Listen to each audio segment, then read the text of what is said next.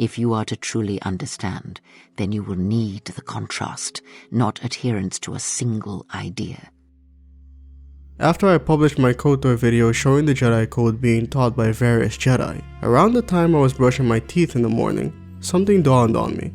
In KOTOR 1, you meet the Jedi turned Sith, Yuthura Ban, and she teaches the player the Sith Code. Peace is a lie. There is only passion. Through passion, I gain strength.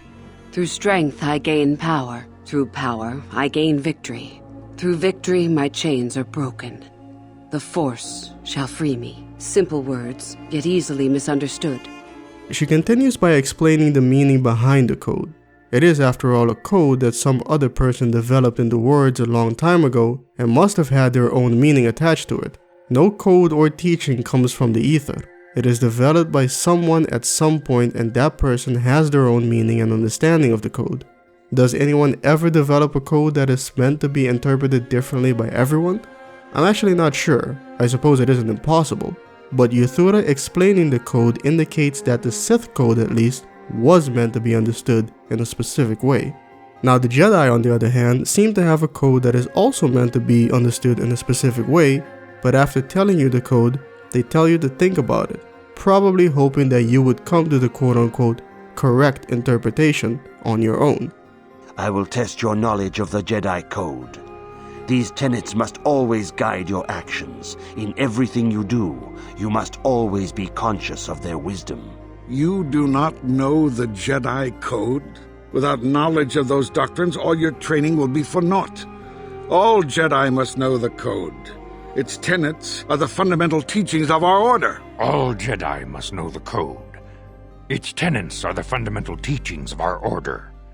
Think and meditate on these truths, apprentice. There is no emotion.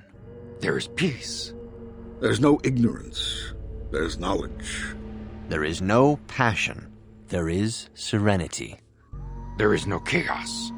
There is harmony. There is no death. There is the Force. Think and meditate on these truths, apprentice, if you ever wish to become a Padawan.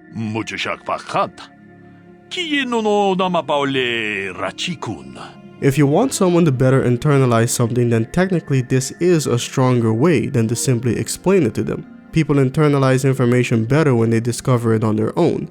It harkens back to one of Kreia's teachings. And the greatest of victories are not manipulations at all, but simply awakening others to the truth of what you believe, of hearing it echoed around you in life. While it is a more effective way to internalize the code, that's assuming they arrive at the conclusions you want them to. In KOTOR 1, all they have you do is memorize the code.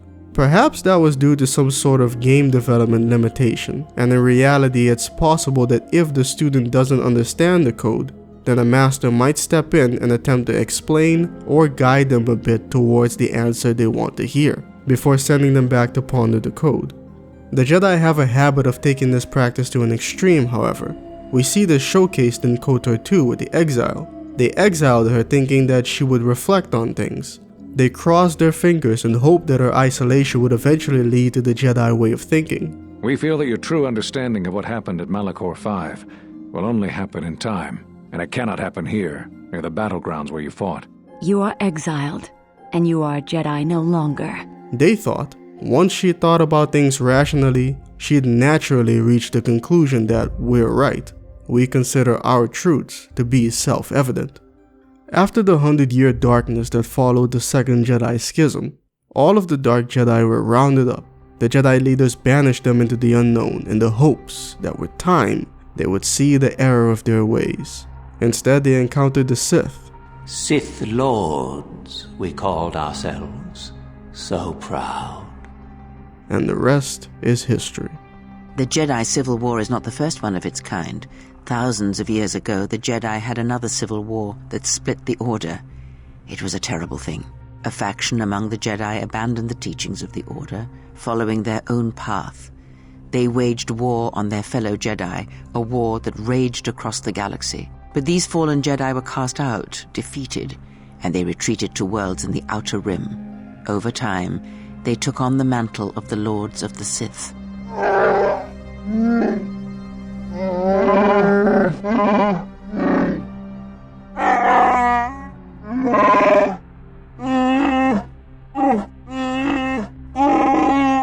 They became the lords of the Sith and established the Sith Order, a religion that was to be the antithesis of the Jedi Order.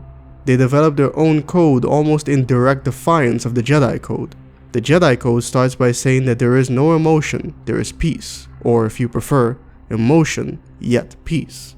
The Sith Code opens with a line directly challenging this by saying that peace is a lie, there is only passion. But in their hearts they never forgot the Jedi. The hatred for the Jedi Order burns in their veins like fire and echoes in their teachings. Revan tasted it, as Malak did. They are different from Malak in that they are concerned only with the destruction of the Jedi. For them, it is all that matters, all that ever mattered. It seems that in a way, the Sith Order as an offspring of the Jedi Order always remained in the shadow of the Jedi Order, never progressing into complete uniqueness, and simply remained the anti-Jedi. We all know that the Sith eventually got their revenge against the Jedi, after millennia, and what did they really gain? They slaughtered each other, consciously dwindled their numbers down to 2, and for what? A few decades of ruling the galaxy with nothing else to really do. There were personal goals by Darth Sidious, like attaining more powers within the Force for the mere sake of it, and he even wanted to cheat death, which he technically ultimately succeeded in. It could be argued that Darth Sidious was a Sithari, a being that broke all of his chains and could do whatever he wished. With that said, however, the legend of the Sithari comes off as a bit weird to me. The Sith Code's ultimate goal is freedom, a worthwhile goal if you ask me. But is there a limit to freedom, or at least should there be? Ultimate freedom, freedom to even avoid dying, or to destroy an entire galaxy. But unless you also have the freedom to create a galaxy anew, destroying the galaxy would shed you of freedoms you can only have within a galaxy. Then there's sentient beings. You have to have the freedom to manipulate them in any way you wish, whether it's mentally or even physically. It's almost as if the Sith are describing some kind of god. A Jedi might say that the Sith covet the power of the Force, but the Sith don't see the Force as some kind of god like the Jedi do. It is the Jedi who serve the Force, trying to discern its wishes like frightened old men staring at the stars. The Force serves us. We shape it to our will. We are its master. The Force is our servant and our master, our teacher and our companion, a weapon and a tool. Know it, and you know the universe. Master it, and you master the universe. Strive for perfection, and the Force shall reward you. Being the anti-Jedi that they are, the Sith take the direct approach, telling you their code and explaining it, telling you exactly what they mean and what their entire philosophy is all about, leaving very little room for interpretation and directly making you adopt someone else's beliefs. I say very little room for interpretation because there have been instances of Sith Lords doing the unexpected. The Sith strive for total freedom, and it is true that complete freedom within a society is indistinguishable from anarchy. People assume that if a person can do whatever they want, they will immediately devolve into a murderous wild animal. The same with moral relativism. People assume that if someone understands that morality is a social construct and not any kind of universal law, then obviously that person will automatically succumb to nihilism and again seek to either destroy others, themselves, or both. The biggest evil is moral relativity, which kills more than the Catriona plague and dragons combined. It's debatable whether this would be the case for the majority of the human race. I don't have any data in this area, but I'm sure we can all agree that this cannot be the case for everyone. This brings us to a certain Sith Lord called Darth Vectivus. Despite using the dark side and being a Sith Lord, he didn't succumb completely to the same pitfall as many of his brethren. Instead of random acts of senseless violence, he actually kept his wits about him, and didn't try to kill everything that looked at him cross-eyed. In the end, he lived out a pretty quiet life in a mining asteroid. If the Sith advocate for freedom, then doing whatever you want includes being fair in your dealings, being charitable if you want to be, or living a quiet life. With the Jedi, you have situations like the Mandalorian Wars and the Revanchists. It could be that the Jedi Council interpreted the teachings one way and Revan another. It could also be that they all interpreted the teachings the same way, but the council members wanted the rest of the Jedi to obey the chain of command. Disavow the teachings for now and instead allow the authority of the council to be your only guide. Atris, whose interpretation of Jedi teachings led her to eventually attempting to construct a new Jedi Order that would essentially function just like the Sith. The only difference would be that they would have called themselves Jedi. When the Sith are destroyed, then I shall rebuild the Jedi Order again. They shall have none of the weaknesses of before. They shall be strong, willing to take battle to any who oppose them and weaken the Republic. They shall not train those who are easily corrupted. No more students that will bring war and hate to the galaxy. Whether you tackle this the Jedi way or the Sith way, there are strengths and weaknesses in both. The question remains, is one way ultimately more beneficial than the other? I made a poll concerning this question to see what others thought of it. I should add that this is what ultimately conceived this episode of Kreia's Conundrums. I conducted the poll on 3 different social media platforms. The question being, should religious code be explained or individually interpreted? On Reddit, with a sample size of 38 votes, the results were dead even. On Twitter, I received 39 responses, with the results leaning ever so slightly towards individually interpreted. But once we look at the community post on YouTube, we see that with a total of around 1,800 voters, individual interpretation wins by quite a large margin. Arcane Gone 87 left a comment that received the most thumbs up by saying, I would say explained, but by different teachers, so you get the whole perspective. As you grow more experienced, you can think about how you individually interpret some aspects. I'm unsure if you can get the whole perspective even with multiple teachers. You might just end up with many different perspectives, with the possibility of the individual perspectives being very similar due to the teachings of the Jedi and their disciplined commitment to conformity. Or it really could work out, but I don't know how many teachers you would need. Tyler on Twitter says, individual interpretation on love in the Order is what made this. That and how it should be repressed created this. Are you all right, Mistress? The Exile brought up feelings best left forgotten. Forgive me, Mistress, but I must ask, the Exile, I've never seen another affect you so strongly. Did you care for him once? The Jedi have no such attachments. As always, he will do as he wills. And the galaxy, and the feelings of others, can burn for all he cares. The day we judged him, I stood in the chamber and he was so right.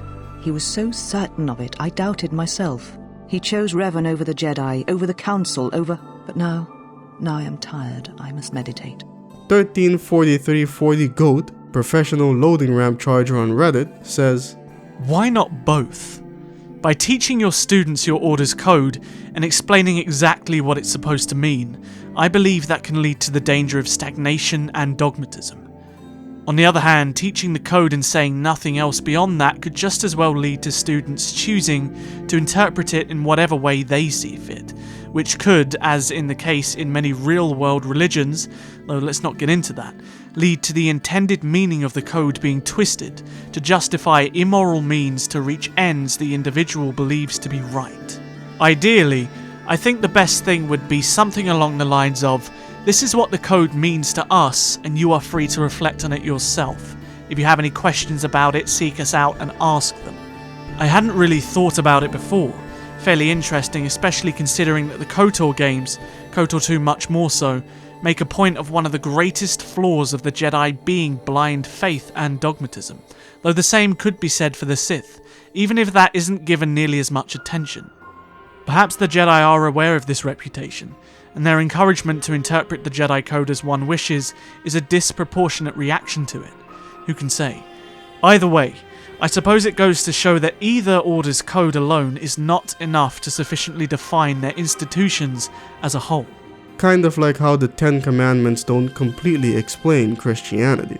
And even by Christians, they're often violated, sometimes using passages from other sections of holy text to justify it. All Ideas Matter on YouTube says, both. A code must be explained if it is to be understood. One must also interpret it if it is to resonate with them. If one resonates with something but doesn't understand it, they might pervert it. If they understand it but don't resonate with it, they might despise it.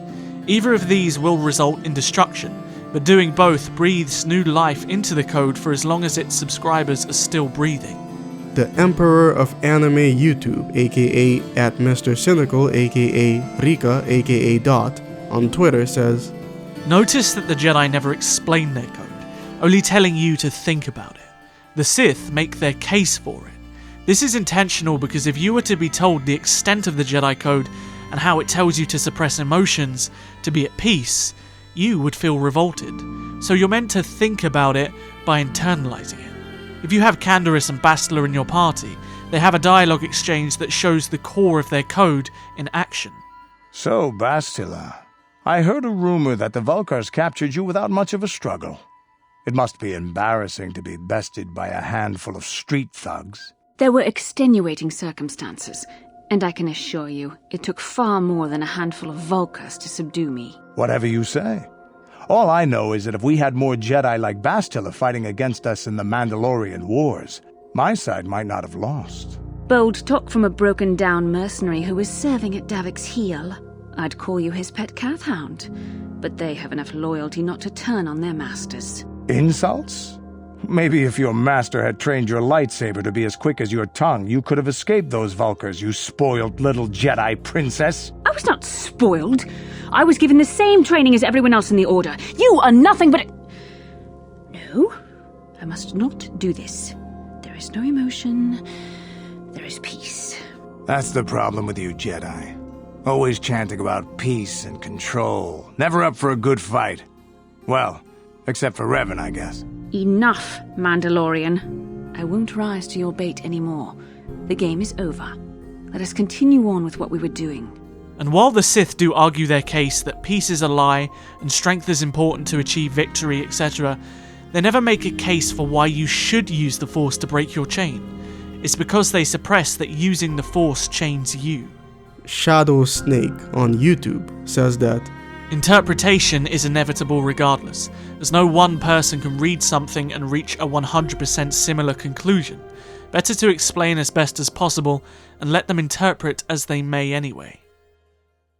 People sometimes seem to wonder if Kreia has a code. The answer is no. But I suppose if you really want to, you could say that her code is the absence of a code. As a person, we tend to see her as quite the individualist, even though there are certain instances, including her ultimate plan of deafening the galaxy to the Force, that arguably come off as being highly collectivist. In a way, Kreia reminds me of one of the teachings of Bruce Lee: be flexible, be adaptable, be like water. So many people, idealists, and even philosophers end up constructing their views on the world and people that it becomes all they're able to see. They get so caught up in how things should be that they're blinded to how things really are. Bear's too busy carving up the Mojave with knives, roads, borders, and how things should be, to see how it is. Once they encounter a situation or a person that challenges, contradicts, or otherwise questions their views, they can't adapt. It requires that they admit that they might not have been entirely correct. It is such a quiet thing to fall, but far more terrible is to admit it. That's when you can expect the excuses and the rationalizations, instead of maybe discovering another better truth by confronting this new information. But human beings can be very stubborn, and we never want to be wrong. It is much like Jedi who will not give up their code. It is to surrender yourself, to make yourself a slave to a teaching or belief that makes it so that belief will always rule you.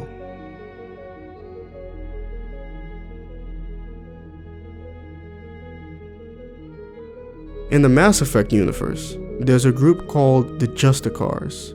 They hold on to a code that's more of a manual that informs their actions in supposedly every possible situation. This code of the Justicars seems central to your life. It is 5,000 sutras and covers every situation one can encounter. I have memorized every word. There is only the code. Sometimes justice calls for mercy. It does not exist to bring about spiritual enlightenment. Its purpose is to punish the wicked and protect the innocent. This particular Justicar, Samara, held on to her code to such an extent that she found herself in a situation where she almost killed her own daughter in cold blood to uphold it. In order to avoid this, she was prepared to take her own life. It took the player character, Shepard, and her daughter both to talk her down and convince her into an acceptable solution. Let go.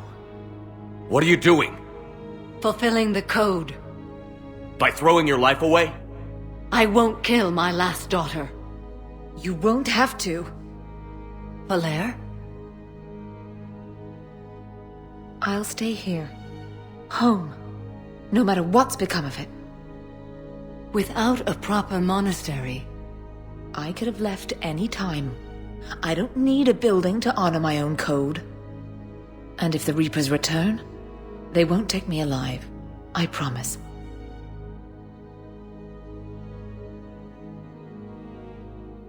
Then, the code permits you to stay, as you are. The Justicar code is so rigid that they don't believe in morally gray situations. Everything is black and white. Because of that, curiosity is highly discouraged. If a Justicar has to kill murderers, she doesn't want to know anything that could potentially redeem them in her eyes. The Asari I've spoken to seem conflicted about Justicars. In this age, people see shades of gray everywhere. The code of the Justicar is black and white. I might seem a hero to many, but I would kill all of them if I had to. How much do you know about our mission? I know that I've sworn an oath to follow you, and that you seek to destroy the Collectors. That is enough for me. You don't want to know why the Collectors need to be fought? When you live by a code that compels you to harsh action, you learn the dangers of curiosity. If I must kill a man because he has done wrong, do I really wish to know that he is a devoted father? Because of this, Justicars can easily be seen as evil. They can also be tricked into committing all kinds of atrocities. It's a great honor to have a Justicar here, but I could do without the honor of having her kill me. I'd like to avoid killing you, Detective. Unfortunately, the moment my code dictates I must, I will. There is only the code. She says this kind of thing like she's talking about what to eat for dinner. You're not gonna lock her up? Any attempt to put me in a passive restraint system will be regarded as a hostile action, and I will be forced to attack. Yeah, that. All you'd have to do is lure them to an impoverished place like Omega. If they encounter someone who turned to crime as a last resort to feed their family, the Justicar will kill them. After that, you'll have the pleasure of watching the criminal's family slowly starve and die. It's also said that Justicars would give up their lives without hesitation to protect innocents. Another potential avenue to trick one into killing herself. All this compounded with how rigorous the training is, and it's no wonder that there's so few of them. There were only a few Justicars? Few Asari wish to make the sacrifices necessary to become one of us, and the training has a high casualty rate. It is a life of constant danger. Throughout the entire galaxy, there are only a handful of us at any time. What are the other Justicars doing for the war? Most have made it home. They will attempt to hold Thessia. With the odds we face, it's possible our order will no longer exist after this war. There's that few of you? Our numbers were never great. We must prepare to sacrifice ourselves, if that is what's required. Was being a Justicar worth it if that's how it all ends? The Justicars were formed to bring order to a world that laughs at the notion. The role is solitary. Its demands are lonely and uncompromising, often to the point of pain. But following the code left me with no regrets. Take that for what you will. I've argued before in Kreia's Conundrums Help that I think even Kreia can fall into this philosophical trap and take things too far in my opinion. After all, she's only human. But you could say that she's more self-aware than most, and obviously not against reevaluation. Yes, that is what I am saying, but I did not expect you to say such. Perhaps it is time I considered my methods in this instance. The lesson is this. Your beliefs are not supposed to be in control of you. You are in control of what you believe.